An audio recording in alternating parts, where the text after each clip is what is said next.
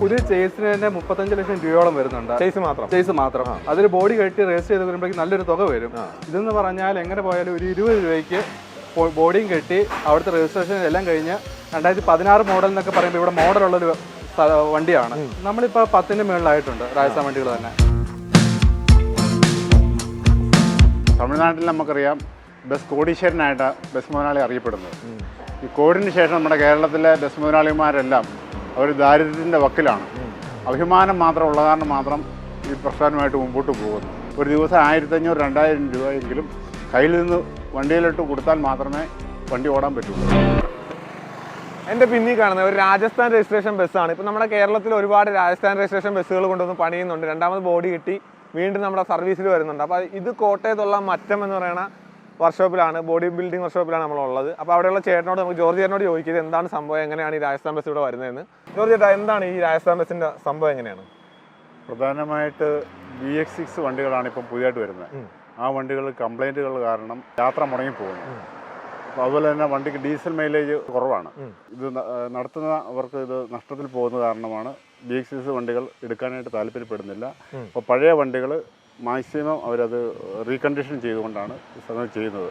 നമ്മുടെ കോട്ടയത്തിൻ്റെ തനത് രീതിയിലേക്ക് അല്ലെങ്കിൽ നമ്മുടെ കേരളത്തിൻ്റെ രീതിയിലേക്ക് വരുന്നു. രാജസ്ഥാൻ മാറി നമ്മുടെ കേരളത്തിൻ്റെ ആ രീതിയിലോട്ട് വണ്ടിക്ക് വേണ്ട കാര്യങ്ങൾ സർക്കാർ പറഞ്ഞേക്കുന്ന നിയമങ്ങൾ മാനദണ്ഡങ്ങൾ ഉറപ്പിച്ചുകൊണ്ട് തന്നെയാണ് നമ്മൾ ചെയ്തു കൊടുക്കുന്നത്.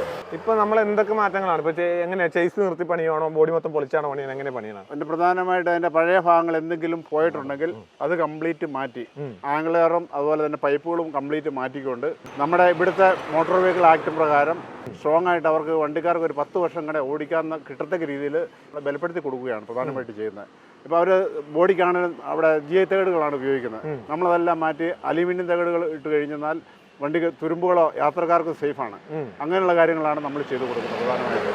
പിന്നെ നമ്മുടെ ഇപ്പം കേരളത്തിൽ ബസ്സുകൾ കാണുമ്പോൾ അതിന് ഷേപ്പ് വ്യത്യാസം ഉണ്ടാവില്ല. ഇപ്പം പ്രത്യേകിച്ച് കോട്ടയം എറണാകുളം റൂട്ടിൽ പോകുന്ന വണ്ടികൾ നോക്കുമ്പോൾ അതിന് പ്രത്യേക ഒരു ഷേപ്പ് ഉണ്ട്. ഇപ്പോൾ മലബാർ സൈഡൊക്കെ മാറ്റി നോക്കുവാണെങ്കിൽ അപ്പോൾ അതൊക്കെ ഇപ്പോൾ നമ്മൾ ഈ വണ്ടി രണ്ടാമത് ചെയ്ത വണ്ടിയാണോ? ഇത് രണ്ടാമത് നമ്മൾ നമ്മുടേതായ രീതിയിൽ വലിയ പൈസ മുടക്കില്ലാതെ ഒരു 4 ലക്ഷം രൂപ മുടക്കി അതിൻ്റെ ഫ്രണ്ടും ബാക്കും തകിടുകളും എല്ലാം മാറി ചെയ്തേക്കുന്ന വർക്കാണ്.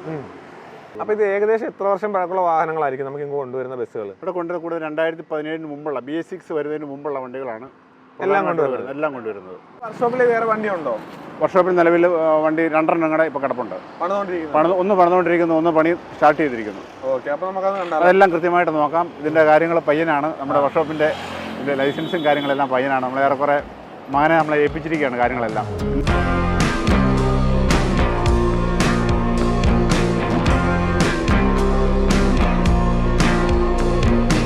ഇത് രാജസ്ഥാൻ വണ്ടിയല്ലേ? ഇതിപ്പോ നിങ്ങൾ എന്തൊക്കെയാ ചെയ്യുന്നത്? വണ്ടി നമ്മളിതിനകത്ത് ഫ്രണ്ട് ബാക്ക് പിന്നെ ഇവർക്ക് അത്യാവശ്യം കസ്റ്റമേഴ്സിന് റിക്വയർമെന്റ് അനുസരിച്ചാണ് നമ്മൾ ചെയ്തു കൊടുക്കുന്നത്. ഇവർക്ക് അധികം വർക്ക് ചെയ്യണ്ട, ചെറുതായിട്ട് ചെയ്താൽ മതി. ഒരു വേറെ ആവശ്യത്തിനാണ് അവർ വണ്ടി ഉപയോഗിക്കുന്നത്. ഇതിപ്പോ ഫ്രണ്ട് ബാക്ക് പാച്ച് വർക്ക് മാത്രം? ഫ്രണ്ട് ബാക്കി പുതിയതായിട്ട് പണിയും. പിന്നെ ബാക്കി പാച്ച് വർക്കുകൾ മാത്രമേ ഉള്ളൂ. പിന്നെ പ്ലാറ്റ്ഫോം പോയായിരുന്നു, അത് നമ്മൾ പുതിയ ചെക്കഡ് പ്ലൈവുഡ് ഇടും. അപ്പൊ വരുമ്പോ എന്തായിരുന്നു? GI ആയിരുന്നു? അല്ല, പ്ലാറ്റ്ഫോം പ്ലൈവുഡ് ആയിരുന്നു, പക്ഷെ അത് പോയതായിരുന്നു, പോയതായിരുന്നു. ഇതിപ്പോ ഏകദേശം എത്ര രൂപയുടെ പണിയുണ്ട് ഇതിന്? വന്നിട്ട് നമ്മൾ 5 രൂപയുടെ പണിയാണ് നമ്മൾ പിടിച്ചേക്കുന്നത്. 5 ലക്ഷം രൂപയോളം വരും. ഇതും അവരുടെ തന്നെ വണ്ടിയാണ്. അവർക്കത് റൂട്ട് ബസ് ആയിട്ട് നമ്മൾ പണി തീരാറായി കിടക്കുന്നതാണ്. അത് ഏത് മോഡലായിരിക്കും? ഇത് 16 10 മാസം. എല്ലാ വണ്ടികളും 2016 10 മാസം വണ്ടിയാണ്. അപ്പൊ ഇവിടെ രാജസ്ഥാനിൽ നിന്ന് നമുക്കിപ്പം അവിടെ നമ്മുടെ കേരളം പോലെ അല്ലല്ലോ, അവിടെ ഇപ്പൊ 5 കൊല്ലം കഴിയുമ്പോൾ നിർത്തി പോകുന്നുണ്ട്. 6 കൊല്ലം കഴിയുമ്പോഴാണ് വണ്ടി അവിടെ നിർത്തുന്നത്. അപ്പം അവിടെ സർക്കാരിന് സ്വന്തമായിട്ട് വണ്ടികളില്ല. പബ്ലിക് ട്രാൻസ്പോർട്ട് ലീസിന് കൊടുത്തേക്കുന്നത് 6 വർഷത്തേക്ക്. 6 വർഷം കഴിയുമ്പോൾ എനിക്ക് ആ വണ്ടി പുതുക്കി തരികയില്ല. ഒരു പുതിയ 6 വണ്ടിയുണ്ട്, 5 വണ്ടിയുണ്ട് ഞാൻ കൊടുക്കുക, സർക്കാർ അതെനിക്ക് അനുവദിച്ചു തരും. അപ്പോൾ ഈ പഴയ വണ്ടികൾ ഒന്നേ നമ്മൾ പൊളിക്കുക അല്ലെങ്കിൽ വിൽക്കുക, അതാണ് അവിടുത്തെ ഒരു സിസ്റ്റം വരുന്നത്. അപ്പോൾ ഇവിടെ ഉള്ളവർ പോയി അവിടെ നിന്ന് എടുത്തുകൊണ്ട് വരിക. നിങ്ങൾ ഇതിൽ എന്തൊക്കെ ചെയ്യും എന്ന് നോക്കിയപ്പോ കാണിച്ച് പറഞ്ഞു തരുവാണെങ്കിൽ? നമ്മളിതിനകത്ത് ഫ്രണ്ട് ആ ഒരു ഭാഗത്ത് നിന്ന് കട്ട് ചെയ്യും. നിങ്ങൾക്ക് കസ്റ്റമേഴ്സിന് ആവശ്യപ്രകാരമാണ് ചെയ്യുന്നത്. ഇതിപ്പോ ലെങ്ത് കൂട്ടിയതാണോ? ലെങ്ത് കൂട്ടുന്നൊന്നുമില്ല, ലെങ്ത് നമുക്ക് അങ്ങനെ കൂട്ടാൻ പറ്റിയല്ല. ആ ഒരു കട്ട് ചെയ്ത അളവിന് വെച്ച് നമ്മൾ ഫ്രണ്ടിലോട്ട് മുഴുവൻ ഇവിടുത്തെ മലയാളി രീതിയിലാക്കി എടുക്കുകയാണ്. ഫ്രണ്ട് വേറെ രീതിയിലായിരിക്കില്ല അവിടുന്ന് വരുന്നത്, അങ്ങനെ മാറ്റിയെടുക്കുക. അതുപോലെ തന്നെ ബാക്കും അങ്ങനെ തന്നെ കൃത്യം അളവ് നോക്കി ചെയ്ത് കൊടുക്കും. ഇപ്പോൾ ഒരു പുതിയ ചേസിന് തന്നെ 35 ലക്ഷം രൂപയോളം വരുന്നുണ്ട്. ചേസ് മാത്രം. അതിൽ ബോഡി കെട്ടി രജിസ്റ്റർ ചെയ്ത് വരുമ്പോഴേക്കും നല്ലൊരു തുക വരും. ഇതെന്ന് പറഞ്ഞാൽ എങ്ങനെ പോയാലും ഒരു 20 രൂപയ്ക്ക് ബോഡിയും കെട്ടി അവിടുത്തെ രജിസ്ട്രേഷൻ എല്ലാം കഴിഞ്ഞ് 2016 മോഡൽ എന്നൊക്കെ പറയുമ്പോൾ ഇവിടെ മോഡലുള്ളൊരു വണ്ടിയാണ്. ഇവിടെ പിന്നെയും ഇപ്പം വണ്ടിക്കാർക്ക് എടുത്തിട്ട് വിൽക്കാനാണെങ്കിലോ ഇങ്ങനെ കൊടുക്കാനാണെങ്കിലും ഡിമാൻഡുള്ളൊരു മോഡലാണ് 2016 മോഡൽ എന്നൊക്കെ പറയുന്നത്. നിങ്ങളിപ്പോൾ ഏകദേശം എത്ര വണ്ടി പണിതിട്ടുണ്ടാവും? നമ്മളിപ്പോൾ 10ന് മുകളിലായിട്ടുണ്ട് രാജസ്ഥാൻ വണ്ടികൾ തന്നെ. മറ്റുള്ള സംസ്ഥാനത്തെ സംബന്ധിച്ചിടത്തോളം ബസ് മുതലാളിമാരാണ്. തമിഴ്നാട്ടിൽ നമുക്കറിയാം ബസ് കോടീശ്വരനായിട്ട് ബസ് മുതലാളി അറിയപ്പെടുന്നത്. ഈ കോവിഡിന് ശേഷം നമ്മുടെ കേരളത്തിലെ ബസ് മുതലാളിമാരെല്ലാം അവർ ദാരിദ്ര്യത്തിൻ്റെ വക്കിലാണ്. അഭിമാനം മാത്രം ഉള്ള കാരണം മാത്രം ഈ പ്രസ്ഥാനമായിട്ട് മുമ്പോട്ട് പോകുന്നു, അഭിമാനം കാത്തുരക്ഷിക്കുന്നു. പക്ഷേ നഷ്ടത്തിൽ തന്നെയാണ് കേരളത്തിൽ പോയിക്കൊണ്ടിരിക്കുന്നത്. തമിഴ്നാട്ടിൽ എന്ന് പറഞ്ഞാൽ അവിടെ പുതിയ വണ്ടികൾക്ക് പെർമിറ്റ് കൊടുക്കുന്നില്ല. ഇപ്പോൾ ഉള്ള വണ്ടികൾക്ക് ഭയങ്കരമായ കളക്ഷനാണ്. ഒരു 40,000 വരെ ഒരു ദിവസത്തെ കളക്ഷൻ ഉണ്ടെന്നാണ് നമുക്കറിയാൻ കഴിയുന്നത്. കേരളത്തെ സംബന്ധിച്ചോളം ഒരു ദിവസത്തെ വണ്ടിയുടെ കളക്ഷൻ എന്ന് പറയുന്നത് 6,000 മുതൽ 9,000 വരെയാണ്. വളരെ ഇതാണ്. അതുകൊണ്ട് അവർക്ക് ഡീസലും മറ്റു കാര്യങ്ങളും ശമ്പളവും കൊടുത്തതിന് ശേഷം ഒരു ദിവസം 1,500-2,000 രൂപയെങ്കിലും കയ്യിൽ നിന്ന് വണ്ടിയിലിട്ട് കൊടുത്താൽ മാത്രമേ വണ്ടി ഓടാൻ പറ്റുള്ളൂ. അത് ആ രീതിയിലാണ് കേരളത്തിലെ ഈ വ്യവസായം ഇപ്പം നേരിട്ടുകൊണ്ടിരിക്കുന്ന വലിയൊരു വെല്ലുവിളിയാണ്. കോട്ടയം എറണാകുളം റൂട്ടിൽ ഇങ്ങനത്തെ വണ്ടികൾ ഓടുന്നുണ്ടോ, അറിയാവോ? കോട്ടയം എറണാകുളം റൂട്ടിൽ വണ്ടികൾ ഓടാൻ തുടങ്ങിയിട്ടില്ല, തുടങ്ങി വരുന്നു, അത്രേ ഉള്ളൂ, ആയിട്ടില്ല. ഇപ്പം എവിടെയാണ് ഉള്ളത് ഈ വണ്ടികൾ? പ്രധാനമായിട്ടും കോഴിക്കോട് ഭാഗത്തേക്കാണ് പ്രധാനമായിട്ടും പോകണം. അവരെ കോഴിക്കോടുകാരാണ് ആദ്യം വണ്ടി കൊണ്ടുവന്നത്. അവരുടെ കയ്യിൽ നിന്നാണ് മറ്റു സ്ഥലത്തേക്കൊക്കെ പോയിക്കൊണ്ടിരിക്കുന്നത്. വീട് നമ്മളിവിടെ എന്ന് പറയുമ്പോൾ ഫ്രണ്ടും ബാഗും മാറ്റുവാണ്. മൊത്തം പൊളിക്കുവാണെങ്കിൽ ഫ്രണ്ടും ബാഗും. പിന്നെ സൈഡ് പൊളിച്ച് ഷട്ടർ ആക്കേണ്ടി വരുവാണെങ്കിൽ സൈഡ് പൊളിക്കണം. ഇല്ലെങ്കിൽ ഫ്രണ്ടും ബാഗും. തകിടും പൊളിക്കും. തകിട് പൊളിച്ച് പുതിയ തകിട് അടിക്കണം. Road side അടിക്കുവാണ്.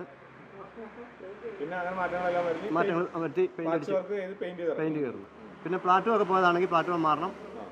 ആലുമിൻ തടാക്കും. അങ്ങനെ കുറേ മാറ്റങ്ങൾ വരുന്നുണ്ട്.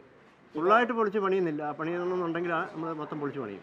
ഇതിപ്പം ഫ്രണ്ടും ബാഗും ഓരോരുത്തർ ആവശ്യപ്പെടുന്നത് അങ്ങനെയാണ്. ഫ്രണ്ട് അല്ല ബാഗ്. ഫ്രണ്ടും ബാഗുമാണ് ഇവിടെ മാറ്റം വരുന്നത് നമ്മൾ. പിന്നെ സൈഡ് ഷട്ടറാക്കും. ക്ലാസ് മാറ്റിയിട്ട് ഓരോരുത്തരുടെ ആവശ്യത്തിനനുസരിച്ചാണ് നമ്മൾ ചെയ്യുന്നത്.